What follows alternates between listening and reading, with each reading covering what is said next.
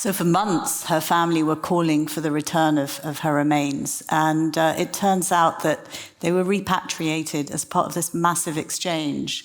There were 757 Ukrainian bodies returned. The Russians recuperated some of their dead as well, with the Red Cross acting as intermediaries. And there's this list. And the last entry on the list is just unidentified male, number 757.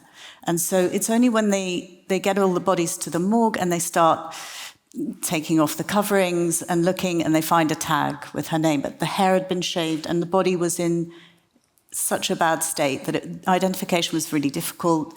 The parents gave DNA samples and it was a match. It was a 99% match. So this was her. But you know, what we're learning now, and what we learned right up until a few days before publication, is they took her apart in so many ways.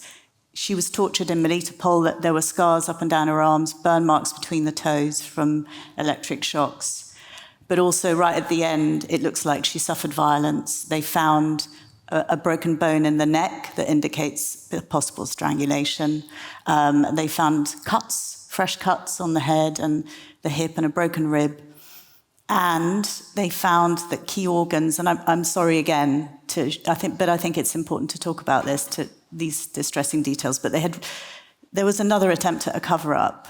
They had removed the brain and her eyes and parts of her larynx, so that the prosecutors who have opened a war crimes investigation into this case, it's going to be very difficult to be precise about the cause of death. I was about to say, one can assume, but it's hard to know.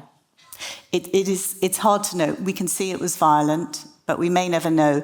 But they have war crimes investigators on her case, and they've said to us that they hope that her case can be a test case, a pilot case for an international prosecution, whether that's at the International Criminal Court or a country like Germany that does international prosecutions. Because in your testimonies, there's some sort of curious detail almost. I mean, Vika refused food, didn't she, for a while during her detention.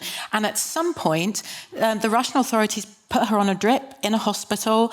The guards said that they asked fellow sort of cellmates, what does she like to eat? So almost to assume that there was preparation for handing her over, she was seen as valuable. And then one of the testimonies you've heard with a cellmate or somebody nearby in the cell saying that the fact that she wasn't handed over, and quoting, was her fault. So one of the FSB officers told a fellow inmate, she didn't make it, it was her fault. But they did try to keep her alive. They took her to hospital, as you say, where she was under armed guard, 6 guys with balaclavas and machine guns. She was clearly a high-value prisoner. They'd gone to the Vatican to get her release, to get her put on the release list. But I don't want to speculate, but she was not in good shape, and they may have been worried about releasing her in that condition, about the headlines.